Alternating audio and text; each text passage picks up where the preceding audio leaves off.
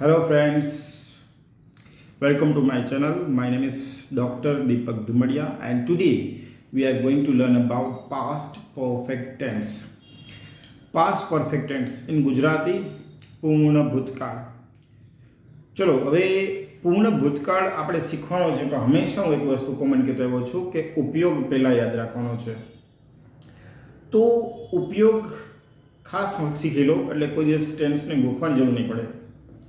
જેમ આગળ બધા ટેન્સના ઉપયોગથી જ મેં શરૂઆત કરી હતી, આમાં બી તેમજ પાસ્ટ પરફેક્ટ ટેન્સ એટલે જે તે ક્રિયા ચોક્કસ સમયમાં ભૂતકાળના ચોક્કસ સમયગાળામાં પૂર્ણ થઈ છે તે દર્શાવવા માટે પાસ્ટ પરફેક્ટ ટેન્સ વપરાય છે. ફરી એકવાર, જે તે ક્રિયા ભૂતકાળના ચોક્કસ સમયગાળામાં પૂર્ણ થઈ છે તે દર્શાવવા માટે પાસ્ટ પરફેક્ટ ટેન્સ વપરાય છે. In English, the kind of action which completed in certain point of time in the past, it's called past perfect tense. ફરી એકવાર, the kind of action which completed in certain point of time in the past, it's called past perfect tense. હવે past perfect tense છે એમાં બે rules લાગુ પડે છે, rules 1 અને રૂલ્સ 2. ચલો બે રૂલ્સમાં શું ડિફરન્સ છે, કઈ રીતનું છે, વધારે ડિટેલમાં જોઈએ. આ વિડીયો થોડો લાંબો બની શકે છે પણ વધારે ડિટેલમાં છે. આ પાસ્ટ પરફેક્ટનો વિડીયો સાંભળ્યા પછી તમારું જે કોન્સેપ્ટ છે, તમારા કોન્સેપ્ટ પાસ્ટ પરફેક્ટને લગતા એ બધા ક્લિયર થઈ જશે, કોઈ ટેન્સ મિક્સઅપ નહીં થાય. તો રૂલ્સ 1 અને રૂલ્સ 2 બે ભાગથી આપણે સેગ્રીગેટ કર્યા છે. રૂલ્સ 1માં એક જ ક્રિયા થતી હશે જે તે ભૂતકાળના ચોક્કસ સમયગાળામાં પૂર્ણ થઈ હશે. તો રૂલ્સ 1માં હેડ પ્લસ V3 જ આવશે. બીજી વાર બોલું છું, રૂલ્સ 1માં હેડ પ્લસ V3 આવશે. રૂલ્સ 2માં બે ક્રિયા થતી હશે. રૂલ્સ 2માં બે ક્રિયા થતી હશે. જે પહેલી ક્રિયા પૂરી થાય છે એમાં હેડ પ્લસ V3 આવશે.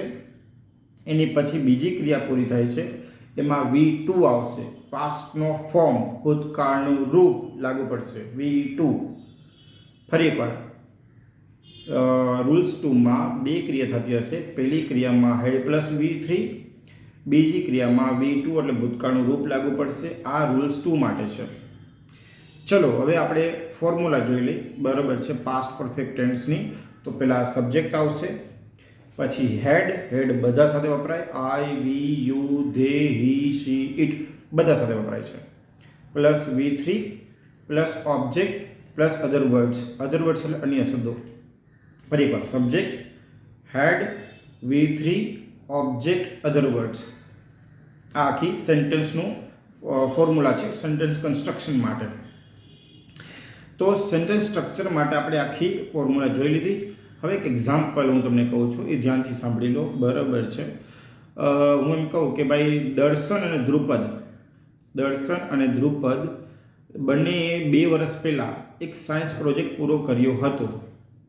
તો હવે સેન્ટેન્સ ઇંગ્લિશમાં કઈ રીતના બનાવું છું એ જોઈ લો. દર્શન and Dhrupad had completed one science project before 2 years. કે 2 વર્ષ પહેલાં દર્શન અને ધ્રુપદે એક સાયન્સ પ્રોજેક્ટ પૂરો કર્યો હતો. ઇન્ટ્રોગેટિવ કરવું હોય તો હેડ આગળ આવી જશે. Had Darshan and Dhrupad completed their science project before 2 years? Question mark. ફરી એકવાર પહેલાં પોઝિટિવ કહી દઉં. Darshan and Dhrupad had completed their science project. Their એટલે તેઓના. ધેર શું કામ આવ્યું? કારણ કે બે નામ છે માટે. તો Darshan and Dhrupad had completed their science project before 2 years. Interrogative કર્યું તો હેડ આગળ લેવા. Had Darshan and Dhrupad completed their science project before 2 years? Question mark. Negative sentence બનાવવું છે કે દર્શન અને ધ્રુપદે 2 વર્ષ પહેલાં તેમનો સાયન્સ પ્રોજેક્ટ નહોતો બનાવ્યો. તો Darshan and Dhrupad had not completed their science project before 2 years? Question mark. A negative તો દર્શન નેગેટિવ સેન્ટેન્સ જ હતો, મારી મિસ્ટેક થઈ ગઈ. Darshan and Dhrupad had not completed their science project before 2 years. આ નેગેટિવ સેન્ટેન્સ છે. ઇન્ટ્રોગેટિવમાં જ ખાલી ક્વેશ્ચન માર્ક આપે છે, બાકી પોઝિટિવ અને નેગેટિવમાં ફૂલ સ્ટોપ આવે છે. ચલો હવે બીજો એક્ઝામ્પલ આપું છું, ધ્યાનથી આપણો બરાબર છે. હું એમ કહું કે મેં ગઈ સાલ કાર લીધી હતી, તો મેં બરાબર છે. ચલો મારો એક્ઝામ્પલ કરતાં હું કોઈ નામ બોલું છું કે હું એમ કહું કે ભાઈ નામમાં આપણે એમ કહીએ કે ભાઈ અનિલે કાર લીધી હતી, તો અનિલ હેડ બોટ, તો બાય બોટ બોટ આપણે ત્રીજો રૂપ મૂકવાનો છે. બાય બોટ બોટ, તો Anil had bought a new car last year. Interrogative કરવું હોય તો had Anil bought a new car last year question mark. Negative sentence કરવું હોય તો Anil had not bought a new car last year. તો બે એક્ઝામ્પલ આપણે રૂલ્સ 1ના જોયા, બરાબર છે, એકદમ ઇઝી જ છે. હજી એક એક્ઝામ્પલ આપી દઉં કે નામ આપણે લખીએ Hasmukh. Hasmukh had gone to Abu. Hasmukh had gone to Abu last month. Hasmukh had gone to Abu last month. Interrogative કરીએ તો હેડ આગળ આવી જશે. હેડ હસમુખ, હવે હેડ પેલો અક્ષરમાં એચ કેપિટલ, હસમુખ નામ છે એટલે H capital. Had Hasmukh gone to Abu last month question mark. Negative sentence બનાવવો હોય તો Hasmukh had not gone to Abu last month. આ રૂલ્સ 1 પૂરું. હવે રૂલ્સ 2 ઉપર આપણે અટેક કરીએ. તો રૂલ્સ 2માં મેં તમને કીધું કે બે ક્રિયા થતી હશે. પહેલી ક્રિયા છે એમાં હેડ પ્લસ V3, એના પછીની ક્રિયા છે એમાં V2 લાગુ પડશે. તો એક એક્ઝામ્પલ બહુ ઇઝી છે, હું તમને કહું છું, ધ્યાનથી સાંભળો. અને પછી જો આખો વિડીયો જો તમને ખબર પડી ગઈ તો રૂલ્સ 1 અને રૂલ્સ 2નું બંનેના પોઝિટિવ એક એક્ઝામ્પલ આ કમેન્ટ બોક્સમાં મૂકજો. મને મોટિવેશન મળશે, મને ખૂબ ગમશે. ઓકે, તો રૂલ્સ 2માં બે ક્રિયા થતી હશે. પહેલી ક્રિયામાં હેડ પ્લસ V3, બીજી ક્રિયામાં V2. એક એક્ઝામ્પલ ગુજરાતીમાં પહેલાં બોલું છું, ધ્યાન સાંભળી લો. કે હું સ્ટેશને પહોંચ્યો તેના પહેલાં ટ્રેન જતી રહી. હું સ્ટેશને પહોંચ્યો તેના પહેલાં ટ્રેન જતી રહી. તો પહેલાં ટ્રેન જાય છે એ ક્રિયા છે, પછી મારી પહોંચવાની બીજી ક્રિયા છે. તો પહેલી ક્રિયામાં હેડ પ્લસ V3 આવે, બીજી ક્રિયા પહોંચવાની છે એમાં V2 આવશે. તો સેન્ટેન્સ આવો થશે, ધ ટ્રેન હેડ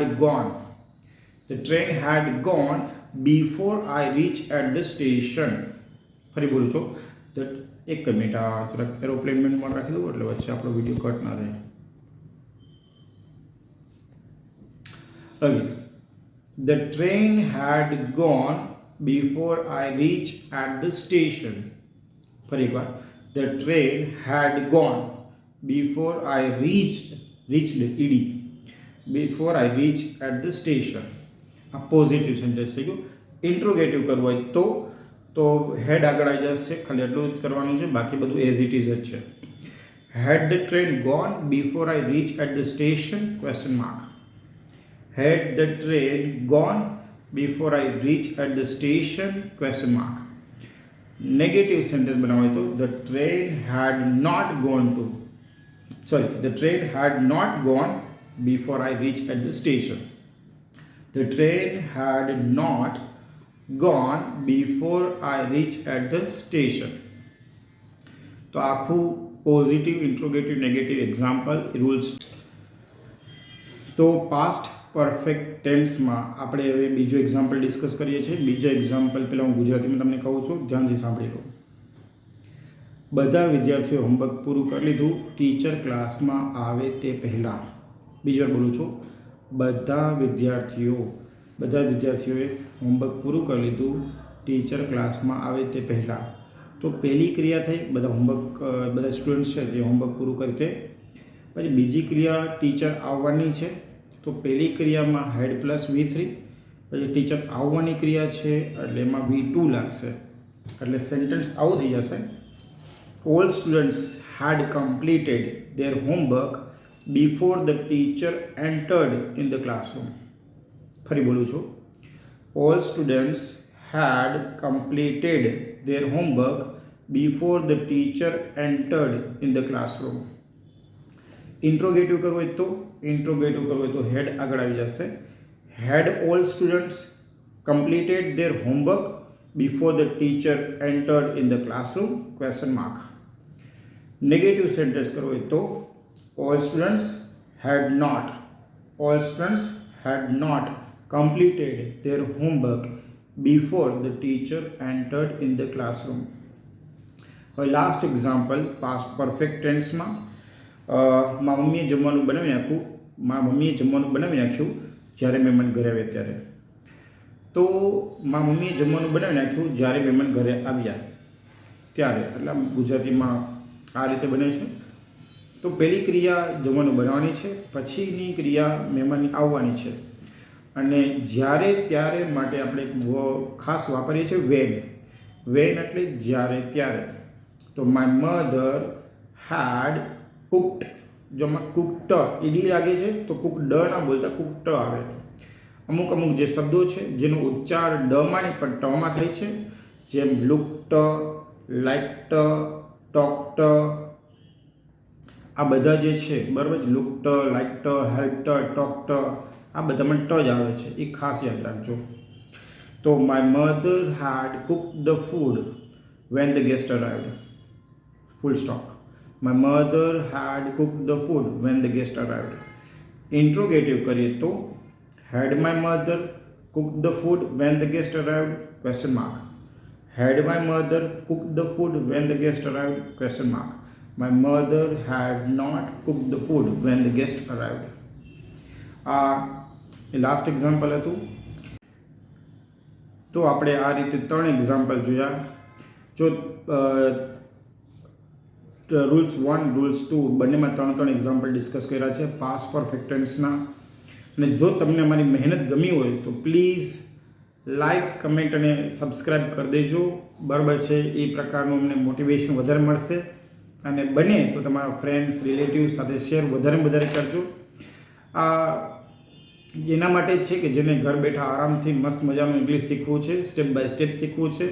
અને ગુજરાતી વિડીયો માટે જેને બહુ વધારે તકલીફ પડે છે, એના માટે અમે જેટલા બી તમે વિડીયો મારા ઓબ્ઝર્વ કરશો તો સ્ટેપ બાય સ્ટેપ પ્રોસેસ પ્રમાણે જ છે, વધારે ઇઝી પડશે.